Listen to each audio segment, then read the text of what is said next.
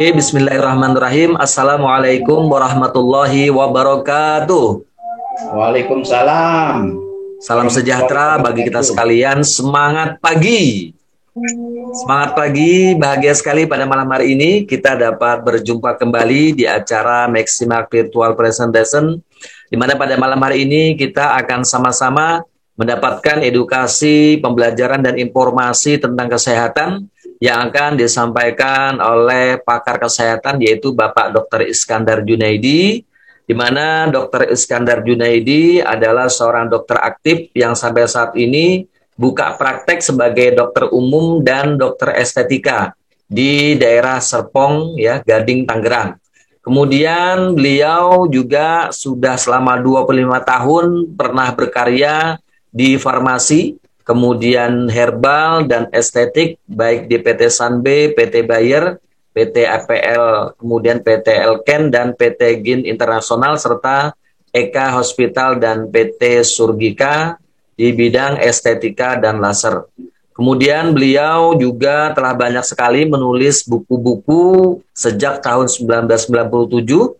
Beberapa buku yang telah diterbitkan yaitu dari PT BIP atau Gramedia Kompas Group Jakarta, kemudian dari penerbit Andi yaitu Yogyakarta. Buku-bukunya contohnya seperti Mencegah dan Mengatasi Berbagai Penyakit Sendi, kemudian Panduan Obat dan Suplemen Indonesia, kemudian Stroke, kemudian juga panduan tentang bagaimana mengatasi masalah kanker serviks, dan masih banyak lagi buku-buku lainnya. Dan beliau juga adalah seorang speaker, seorang trainer yang mengisi di berbagai seminar ataupun simposium baik nasional maupun internasional.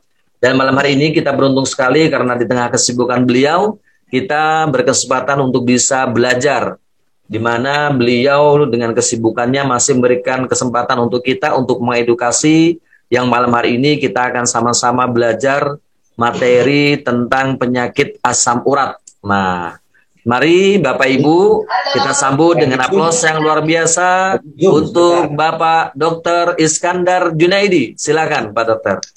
Oke, terima kasih Pak Aminuddin. Sama-sama. Terima kasih semua hadirin yang sudah join saat ini. Dan kita juga ucapkan terima kasih kepada Pak Ari Sutanto yang mengadakan acara ini secara rutin ya.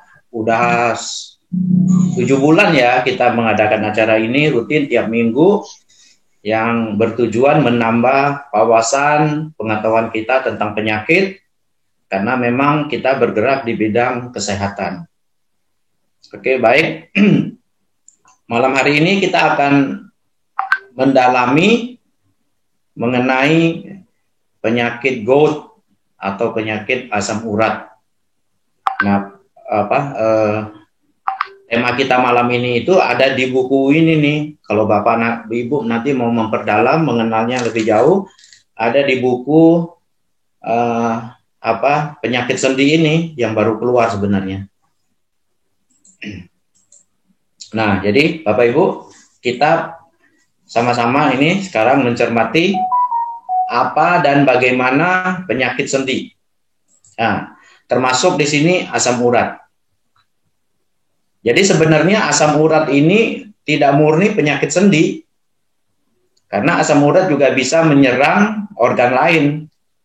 Nanti kita akan lihat organ apa yang bisa terimbas oleh tingginya kadar asam urat di dalam darah. Nah, masyarakat juga salah mengartikan atau salah mengenal selama ini. Ya, sering kita mengatakan penyakit rematik itu salah satunya asam urat. Padahal asam urat ini bukan penyakit rematik. Ini murni karena metabolisme protein yang terganggu dan asam urat menumpuk di salah satunya sendi-sendi tubuh dan organ lain.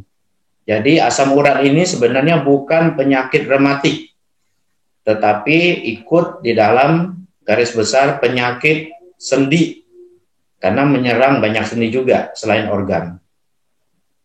Nah, kita lihat di sini yang perlu kita cermati, ya Bapak Ibu, terkait asam urat ini, seperti tadi sudah kita jelaskan, Asam urat ini berbeda dengan penyakit rematik pada umumnya. Perbedaannya itu di sini. Kalau penyakit rematik itu murni memang asal muasal timbulnya penyakit itu berasal dari sendi. Ya, yang umum kita kenal itu seperti penyakit osteoartritis. Di sini di mana sendi mengalami pengapuran. Nah, yang berikutnya yang juga kita kenal, sering kita dengar itu penyakit rheumatoid arthritis. Ini juga menyerang sendi. Tetapi ini lebih utama disebabkan karena adanya radang di persendian, radang di cairan sendi. Kalau osteoartritis, terjadinya pengapuran di sendi. Tetapi rheumatoid arthritis ini karena adanya peradangan. Tetapi akhirnya juga sama-sama akan mempengaruhi persendian seseorang. Nah, bedanya dengan asam urat atau gout, ya, yang kita sebut gout ini, kalau gout ini sebenarnya bukan penyakit sendi atau penyakit rematik, tetapi disebabkan karena adanya penumpukan kristal asam urat di dalam sendi, utamanya sendi jempol kaki, sendi jari tangan, ya, punggung dan lain-lain. Karena adanya penumpukan kristal urat di sendi karena gangguan metabolisme. Nah, jadi beda ya. Kalau ini dua ini rematik memang dari sendinya yang bermasalah, tetapi asam urat disebabkan karena bermasalahnya metabolisme protein purin yang tidak baik, yang akhirnya menumpuk di dalam sendi atau organ tubuh kita. Jadi beda ya. Gout, asam urat itu bukan penyakit rematik. Nah, apa sih itu asam urat? Apa itu asam urat ya? Mungkin kita sudah tahu, tetapi ini saya jelaskan lagi. Asam urat itu adalah penyakit yang disebabkan peningkatan asam urat di dalam darah. Yang kemudian karena tidak bisa dibuang sempurna oleh ginjal, akhirnya mengalir dan menumpuk ke sendi yang menyebabkan rasa sakit. Nah, seperti ini ya, kita lihat. Jadi kalau misalnya ini ada asam urat di jempol jari kaki ini, jika kita perbesar, apa yang terjadi di sini, ini ternyata banyak kristal asam urat. Ini yang menyebabkan nyeri. Karena kristal ini sangat tajam, yang bisa mengiritasi jaringan, sendi, ligamen yang ada di sekitarnya. Jadi kita lihat ini memang penyakit yang kadang-kadang timbulnya mendadak. Nah, kita mengetahui bahwa kita itu kena asam urat atau tidak biasanya dari pemeriksaan darah. Jadi untuk pemeriksaan darah, wanita itu kadar normal asam urat di dalam darah seseorang untuk wanita itu 2,4 sampai 6 mg per desiliter. Kalau pria lebih tinggi sedikit ya, 3 sampai 7 mg per desiliter. Ini hanya patokan ya, Bapak Ibu, patokan dikatakan kita kadar asam uratnya tinggi atau kita sebut hiperurisemia ya, berdasarkan pemeriksaan lab. Tetapi dari pemeriksaan lab ini sendiri sebenarnya kita tidak bisa menyebut seseorang itu sudah mengalami penyakit asam urat. Karena sering terjadi seseorang yang asam uratnya tinggi, misalnya di sini wanita di atas 6 atau pria asam uratnya di atas 7, dia tidak mengalami gejala, tidak mengalami asam urat, tidak mengalami penyakit asam urat atau gout. Biasa saja, tetapi waktu diperiksa tinggi, di atas 6 untuk wanita, untuk pria di atas 7 mg per desiliter. Nah, ada juga mereka yang mengalami serangan asam urat atau gout, ketika dicek, diperiksa darahnya, ternyata asam uratnya normal. Nah, jadi itu tidak bisa dipegang untuk mengatakan seseorang mengenai asam urat atau tidak. Tetapi ini batasan untuk kita, orang medis itu, memberikan terapi untuk mengatasi asam urat. Sampai batasan berapa kita mengatakan obat ini berhenti atau dosisnya dinaikkan atau diturunkan. Ya, ini. Jadi tidak patokan orang mengalami asam urat dengan pemeriksaan lab. Ini hanya untuk unsur pencegahan dan terapi. Nah, kalau kita cermati lebih jauh, sumber asam urat itu berasal dari dalam endogen, dari tubuh kita sendiri. Jadi ada metabolisme protein yang kita sebut nukleoprotein, itu akan dipecah menjadi purin, basa purin dan pirimidin. Jadi memang asam urat ini dihasilkan dari dalam, ada dari dalam. Kemudian asam urat juga bisa berasal dari luar, dari makanan yang mengandung nukleoprotein. Jadi protein-protein yang ada di kehidupan kita yang sering kita konsumsi itu seringkali menyebabkan penumpukan purin akhirnya jika tidak dimetabolisme dengan baik. Nah, ada lagi purin dari hasil sintesis tubuh sendiri, misalnya karena ada gangguan enzim sehingga purin tidak bisa dihancurkan dengan baik, tidak bisa dimetabolisme dengan baik, kemudian mengalir banyak ke ginjal, di ginjal ambang batasnya lebih, tidak bisa mengeluarkan purin, akhirnya kembali ke darah dan menumpuk ke sendi-sendi atau di ginjal itu sendiri. Bisa terjadi batu ginjal yang disebabkan karena purin, asam urat. Jadi dia bisa mengenai ginjal, batu ginjal. Atau karena obat-obat tertentu, ya itu bisa juga menyebabkan asam urat tinggi.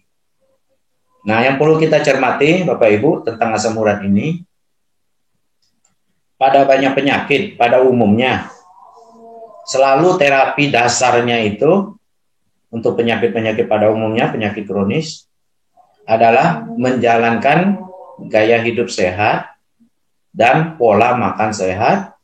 Pola makan sehat itu diantaranya banyak makan sayur, buah, dan makan protein yang kadar lemaknya rendah. Nah, untuk asam urat justru ini agak lain.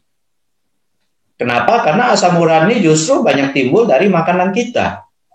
Jadi ini suatu kecualian ini.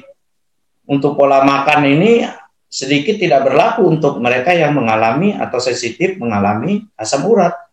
Karena justru makanan-makanan yang kita makan itu yang mengandung protein tinggi, itu bisa menyebabkan asam urat. Nah, di sini kita harus berhati-hati. Jadi kalau untuk penyakit lain, penyakit sendi seperti rematik dan lain-lain, oke, kita boleh makan sayur buah, kacang-kacangan atau yang lain yang mengandung protein, oke, tidak masalah. Tetapi untuk asam urat justru bisa menyebabkan penyakit tambah berat. Ya, seperti kacang-kacangan itu mengandung banyak protein dan itu bisa menyebabkan asam urat jika metabolismenya tidak baik, gitu ya. Nah, jadi penyebab dari asam urat itu sebenarnya ya dipengaruhi oleh jenis kelamin, dipengaruhi faktor usia, dipengaruhi juga oleh faktor keturunan, faktor mengkonsumsi obat-obatan, dan faktor kegemukan. Ini beberapa faktor utama penyebab seseorang mengalami asam urat. Jenis kelamin itu lebih cenderung dialami oleh pria. Lebih sering dialami pria. Wanita lebih jarang. Kenapa? Karena wanita ada hormon estrogen. Hormon estrogen ini membantu mengurangi kadar asam urat dan memperlancar pengeluaran purin. Nah, jadi ini perempuan lebih sedikit kecil kemungkinan untuk mengalami asam urat. Biasanya menyerang pria. Usia yang mengalami asam urat itu biasanya umur 40 sampai 50 tahun. Nah, itu pada umumnya ya seperti itu. Berapa dekade yang dulu ya seperti ini. Tetapi zaman sekarang ternyata sudah mulai menyerang anak muda akibat gaya hidup yang buruk, terkait dengan pola makan yang buruk. Ya, banyak makan makanan ya, umumnya makanan yang cepat saji itu kan makanan yang mengandung protein, ayam, daging, steak gitu ya, atau yang lain lah yang gitu. Itu mengandung banyak protein dan akhirnya jika metabolismenya tidak baik, menghasilkan purin dan menumpuk ke organ serta sendi. Nah, jadi faktor usia memang 40-50, tetapi sekarang yang muda juga bisa mengalami. Faktor keturunan, jadi mereka yang orang tuanya pernah mengalami asam urat, itu harus lebih hati-hati, harus lebih waspada dalam mengkonsumsi makanan yang mengandung protein. Karena biasanya akan mengalami juga nih asam uratnya. Gitu. Yang berikutnya, faktor obat-obatan. Nah, kita yang mengkonsumsi obat-obat, ya seperti beberapa obat yang menyebabkan asam urat tinggi itu, obat diuretik, obat yang membuat atau obat untuk memperlancar buang air kemih, itu obat diuretik namanya. Jadi mereka yang hipertensi, penyakit jantung, itu yang biasanya diberikan juga obat diuretik ya, seperti contohnya mungkin Bapak udah tahu, Bapak Ibu udah kenal obatnya kalau yang mengalami penyakit jantung dan hipertensi. Seperti misalnya furosemid, itu nama generiknya. Furosemid itu kan diuretik, memperlancar, memperbesar pengeluaran air kemih. Nah, itu hati-hati jika mempunyai tendensi mengalami asam urat. Misalnya faktor keturunan orang tua atau yang lainnya. Atau misalnya salisilat. Salisilat juga sering kita pakai ya untuk obat nyeri kepala, nyeri otot. Terus kadang-kadang juga dipakai untuk mengencerkan darah, salisilat ini. Nah, itu harus hati-hati bagi mereka yang mempunyai kecenderungan mengalami asam urat. Ini beberapa contoh obat ya yang harus diperhatikan bagi mereka yang sensitif terhadap asam urat. Nah, juga kegemukan atau obesitas. Ini sudah jelas ya, obesitas ini banyak sekali penyakit yang diakibatkannya ya jika tidak dikendalikan. Penyakit-penyakit kronis itu umumnya dimulai dari obesitas, mulai dari kencing manis, stroke, hipertensi, penyakit perlemakan organ, ya banyak penyakit yang disebabkan oleh kegemukan. Kenapa? Karena lemak ini akan bercampur dengan purin dan protein sehingga sulit dicerna. Jadi kemungkinan protein dicerna itu lebih kecil bagi mereka yang gemuk karena di darahnya banyak lemak, kolesterol atau lemak yang lain. Sehingga purin ini kadang-kadang tercampur dan tidak termetabolisme dengan baik, akhirnya menumpuk ke sendi atau ke organ lain, jadilah dia asam urat ya, gitu. Nah, penyebab pada umumnya ini ya mengkonsumsi bahan yang mengandung asam urat, gangguan metabolisme, penurunan fungsi ginjal ya, karena ginjalnya tidak bisa membuang purin, akhirnya kembali menumpuk ke sendi atau organ itu sendiri. Ya, peningkatan purin. Nah, makanan yang tinggi purin itu ya biasanya protein. Yang kita dianjurkan itu ya yang mengandung protein itu lebih dari 200 mg purin per 3,5 ons atau 100 gram. Nah, ini yang dianjurkan batasannya makan protein itu seperti ini. Ya. Jika tidak, purin akan tinggi dan menyebabkan asam urat. Nah, lokasi GOUT ya, seperti tadi kita lihat, umumnya penyakit GOUT atau asam urat di sendi yang bisa terserang itu sendi tulang belakang, lutut ya, sering, jari kaki, jari tangan, dan di pinggul. Nah, ini terkadang menyulitkan kita ya untuk mendiagnosa, mengetahui penyakit asam urat jika menyerang di luar daerah yang biasanya, yaitu jari tangan dan jari kaki serta lutut. Misalnya tulang belakang, ini bisa disalahartikan seseorang mengalami rematik yang tadi kita sebutkan itu, atau penyakit bisa disalah diagnosa dikatakan penyakit saraf kejepit, misalnya hernia nukleus pulposa, ya kan? Saraf kejepit itu. Atau misalnya di panggul, bisa saja dikatakan orang ini mengalami infeksi patah tulang atau lain-lain ya, karena nyeri gejalanya. Utamanya kan gejala nyeri. Nah, ini akan lebih sulit didiagnosa jika mengalami di luar area yang biasa, yang umum terjadi untuk gout atau asam urat, yaitu jari tangan dan jari kaki. Tapi ini lokasi bisa terjadi ya. Nah, gejala dari asam urat ini biasanya rasa nyeri pada sendi. Terjadi umumnya pada malam hari atau pagi hari setelah bangun tidur. Itu agak khas untuk asam urat. Kalau penyakit rematik kan terjadi nyerinya di setiap waktu saat digerakkan sakit. Tapi kalau asam urat itu dia bisa normal, sebelum tidur itu baik-baik, tidur baik-baik, tetapi tengah malam dia bangun atau pagi tahu-tahu nyeri jari jempol atau tangan.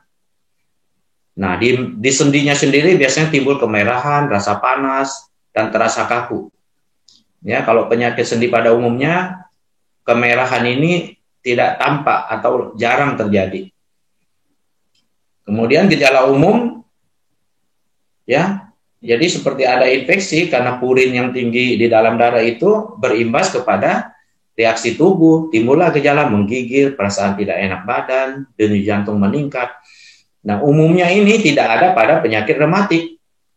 Nah, dari gejala terkadang kita sudah bisa menduga ini rematik atau asam urat.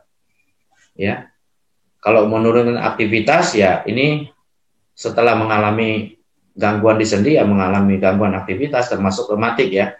Tetapi yang agak khas untuk asam urat itu ada gejala umum menggigil, perasaan tidak enak, kemudian ada kemerahan pada sendinya, jelas merah, bengkak ya, menonjol begitu, dan terjadinya pada malam hari atau pagi hari secara mendadak.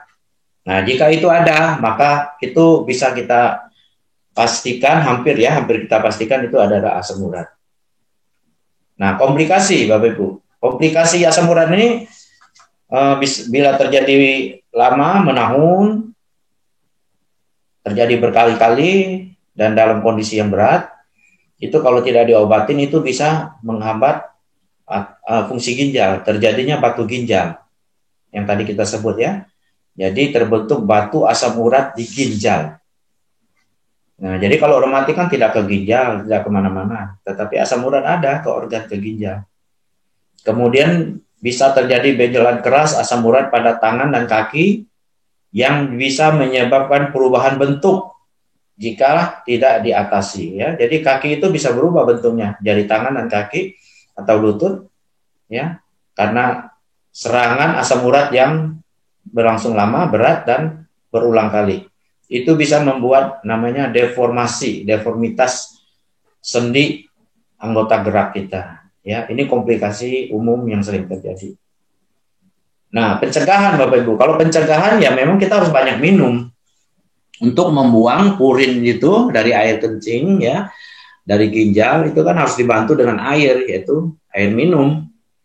Ya, hindari alkohol, merokok, pertahankan berat badan ideal ya, karena tadi obesitas salah satu penyebab atau faktor risiko tingginya terjadi asam urat.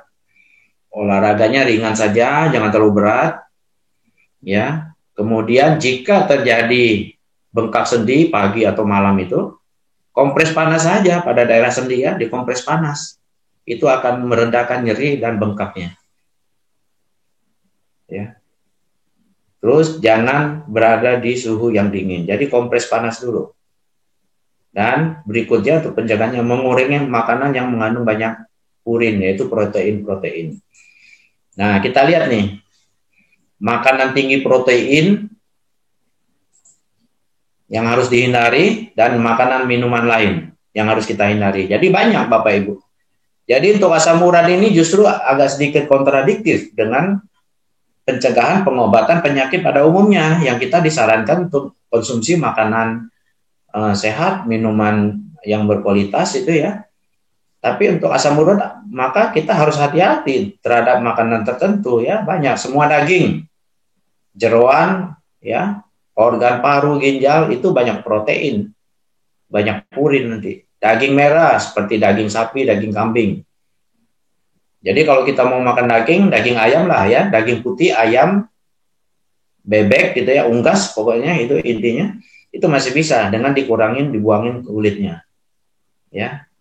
Nah, daging bebek ini agak tinggi juga karena ada kolesterol. Jadi kalau kita mau konsumsi ini saja daging ayam. Ikan juga beberapa ikan penyebab asam urat tinggi. Banyak ya di sini Bapak Ibu bisa lihat ikan herring, trout, makerel, tuna, sarden, teri, dan banyak lagi. Makanan laut lainnya, kerang, kepiting, waduh banyak pantangannya ini Bapak Ibu ya. Makanan enak-enak ini semua ini. Gara-gara asam urat ini tidak bisa menikmati makanan sajian di restoran yang enak-enak ini. Ya.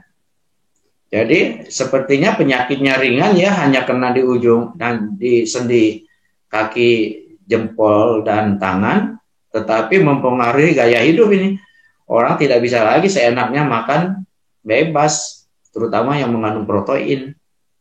Ya, minuman manis, terutama jus buah dan soda. Nah, ini kan padahal kita untuk sehat salah satunya kan harus buah. Buah yang gampang kita minum dibuat jus untuk mendapatkan vitamin mineral dan antioksidan.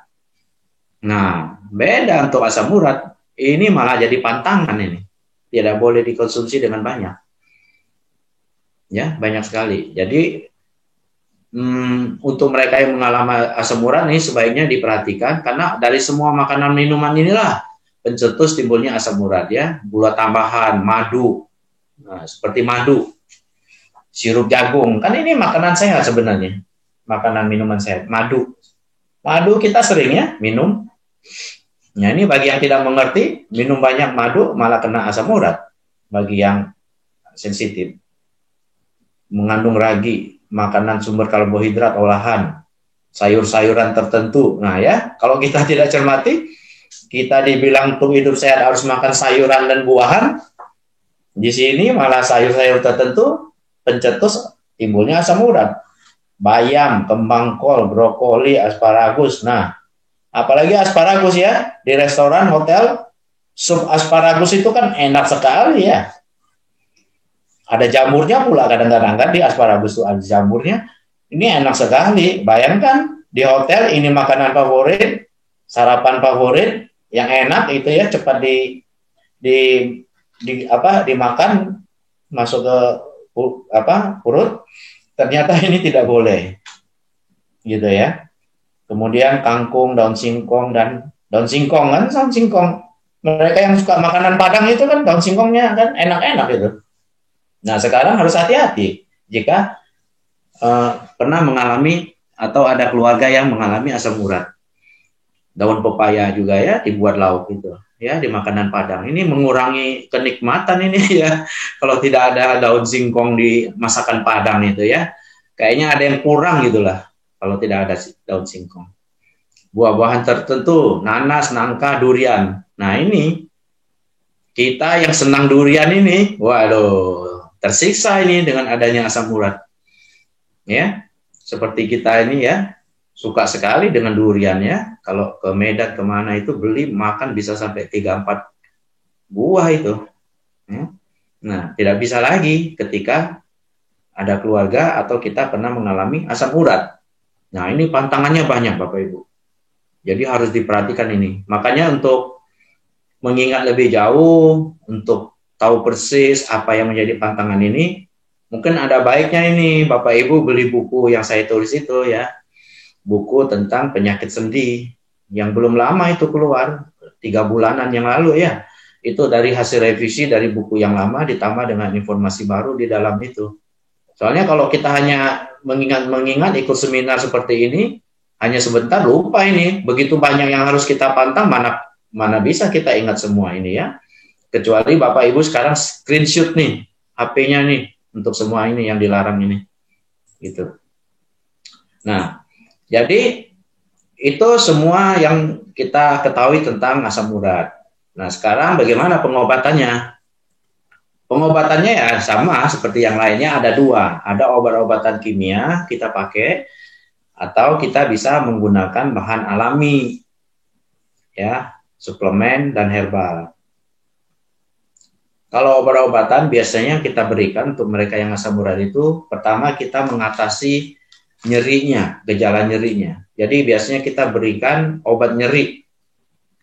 Umumnya juga yang kita berikan bersamaan mirip obat seperti penyakit reumatik ya, menghilangkan nyeri seperti ibuprofen gitu ya. Dan lain-lain itu termasuk bisa kalau mereka yang lambungnya lemah bisa berikan paracetamol dosis tinggi ya, obat nyeri ringan tapi bisa dipakai bagi mereka yang sensitif ya. Obat-obat yang lain untuk sendi itu biasanya dipakai untuk mengatasi nyeri asam urat. Nah, bedanya ada satu obat lagi, obat-obat kimia untuk asam urat ini. Biasa kita berikan allopurinol. Itu yang membantu mengurangi asam urat di dalam tubuh kita. Jadi dua obat itu yang biasa kita berikan. Satu obat nyeri, kedua obat yang mengurangi asam urat atau purin di dalam tubuh atau di dalam darah kita, yaitu allopurinol. Nah, terkadang kita kombinasi untuk mengatasi nyeri yang hebat itu dan mengatasi radang pada sendi tangan kaki yang mengalami itu kan harus cepat. Biasanya kita berikan kortikosteroid. Nah, mungkin Bapak Ibu bisa ingat ini, obatnya itu biasanya kita berikan, contohnya salah satunya itu metilprednisolon. Nah, boleh itu diingat. Ada yang 4 mg sampai 8 mg, minum 3 kali sehari. Ya. Nah, itu 3 obat itu biasanya kita berikan akan cepat meredakan gejala asam urat dalam tubuh. Nah, itu semua gejala. Dan untuk teknis tindakan praktis kita, jika itu terjadi, kita kompres bagian nyeri dengan es ya. Jadi setelah dia bengkak merah itu kita kompres dengan es. Kemudian ya tadi kombinasi dengan obat. Nah, pengobatan herbal, suplemen dan herbal. Nah, ini yang harus kita lebih hati-hati ya Bapak Ibu. Karena kita lihat tadi kan banyak tuh sayur buah yang pantang bagi mereka yang mengalami asam urat. Dan yang kita tahu suplemen herbal itu berasal dari sayur dan buah. Jadi diingat tadi itu buah-buah dan sayur-sayur yang pantang, apakah ada di suplemen herbal yang kita minum? Karena itu mungkin salah satu pencetus. Jadi untuk asam urat, jika orang minum produk Maximax, mengalami gejala misalnya bengkak sendi, tangan, kaki, ya, yang mengarah ke asam urat, jangan kita katakan itu healing krisis. Beda ini kasusnya, jangan semua dibilang healing krisis. Itu bisa saja dari herbal suplemen yang dia minum, ya kan? Jadi harus dicari tahu apa yang dia konsumsi 1 hari atau 2 hari sebelumnya tentang makanan ini, sayur buah, protein, apa yang dia konsumsi, itu harus dicari ya. Jangan kita bilang ini healing krisis terus minum, tahu-tahu tambah berat nanti ya, besoknya muncul lagi malamnya atau paginya. Tidak hilang-hilang tuh, muncul lagi terus ya gitu. Nah, jadi ini harus hati-hati. Nah, jadi kalau untuk diet ya Bapak Ibu, diet untuk mereka yang mengalami gout atau kita sebut hiperurisemia. Ya, hiperurisemia ini artinya purinnya itu berlebihan di dalam darah. Kita sebut hiperurisemia. Nah, diet penderita gout itu adalah diet rendah purin, artinya protein kita kurangin. Ya. Dietnya 120 sampai 150 mg. Ya, dari asupan diet normal kita itu 1000 mg per hari. Jadi kira-kira segitu. Sedikit sekali ya, 120 mg itu apa ya, kecil ya, paling ukuran 2 kali 2 cm ya kalau daging gitu. Nah, tipis. Kemudian pilih makanan, sayur buah atau minuman yang bersifat basah atau alkali. Karena menetralkan asam urat ini kan, ini asam urat ini yang menyebabkan penumpukan purin ini kan asam urat. Jadi cari makanan minuman yang bersifat basah. Ya, bersifat basah untuk menetralisir asam urat. Kemudian langkah praktis, hindari makanan purin banyak tadi, minum air yang banyak, hindari alkohol, ya, produk-produk yang mengandung fruktosa tinggi seperti minuman bersoda dan beberapa makanan lain harus dihindari, ya. Kemudian kita bisa untuk menambah basa ini minum natrium bikarbonat 1 tablet sehari, ya. Ini untuk membuat urin atau tubuh kita lebih basah, lebih alkali ya dengan natrium bikarbonat. Ini ada tabletnya nih Bapak Ibu. Nah, ya, jadi kalau mereka yang sedang mengalami takut malamnya muncul lagi, boleh itu sebelum tidur atau hari itu minum natrium bikarbonat, ya, 1 tablet sehari. Ya, minuman tradisional seperti kunyit, temulawak yang mengandung curcumin itu bisa kita pakai, kita gunakan untuk mengurangi radang. Ya, karena radangnya berat sekali itu ya, asam urat itu sangat merah, itu tanda radang itu merahnya sangat menyala, jadi sangat nyeri. Nah, itu kita bisa berikan sumber alami sayur atau buah yang bersifat atau memiliki efek inflamasi ya, anti peradangan. Nah, jadi solusi alami kita untuk asam urat, suplemen dan herbal ya, itu harus yang penting kita cermati tidak mengandung unsur-unsur zat makanan yang dilarang untuk asam urat, terutama yang mengandung tinggi protein yang bersifat asam ya, itu harus dihindari. Nah, itu setelah itu dari produk-produk ya, kalau Maximix kita harus cermati juga adakah unsur-unsur tadi yang mengandung unsur yang dilarang atau pantang bagi mereka yang mengalami asam urat. Ya, kalau kita lihat di Maximix ini tidak banyak ya, atau tidak ada unsur yang menjadi pantang ya, seperti di Maxibus kan tidak ada itu unsur-unsur yang tadi kita sebutkan. Di sini kan hanya mengandung maka Maxibus ini ya, Maxibus coba kita lihat nanti, Maxibus itu hanya mengandung maka, ginseng dan cordyceps, jadi tidak ada. Nah, ini melancarkan aliran darah, baik juga untuk membantu proses radang di sendi yang mengalami asam urat. Karena perlu itu aliran darah lancar sehingga membantu proses kesembuhan. Ya, seperti tadi kompres panas itu kan itu dalam rangka melancarkan aliran darah sebenarnya di tempat tersebut. Nah, ini Maxibus bisa membantu untuk di situ ya. Bisa membantu. Untuk Maxibio dari unsur-unsurnya kita lihat ya, seperti gini. Maxibio kita lihat cherry blossom, ada kolagen, ada premix vitamin C. Ya, ini sedikit ya, hampir tidak ada mengandung unsur yang pantang bagi mereka yang mengalami asam urat. Nah, diperlukan di sini karena ada antioksidan yang tadi kita perlukan untuk mengatasi radang, antiinflamasi. Nah, ini fungsi dari antioksidan yaitu jojoba oil, glutathione, ya, cherry blossom ini kan antioksidan dan vitamin C. Nah, khusus antivitamin C ini yang mungkin bisa menyebabkan gejala asam urat tadi itu kan, karena vitamin C kan bersifat asam. Padahal yang kita perlukan kan basa.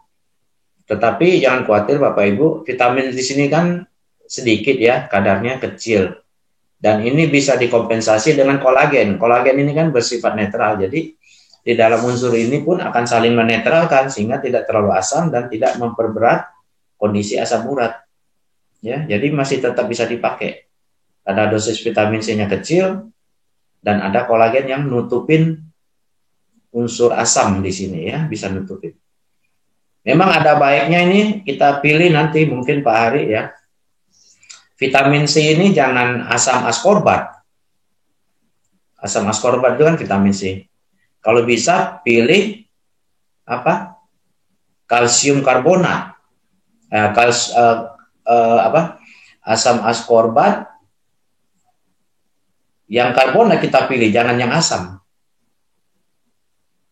Ada karbonat itu ya, karbonat. Jadi karbonat yang unsur vitamin C yang karbonat itu netral, basa, tidak bersifat asam. Kalau vitamin C asam askorbat itu bersifat asam. Nah, jadi kalau kalsium karbonat itu bisa membuat lebih netral.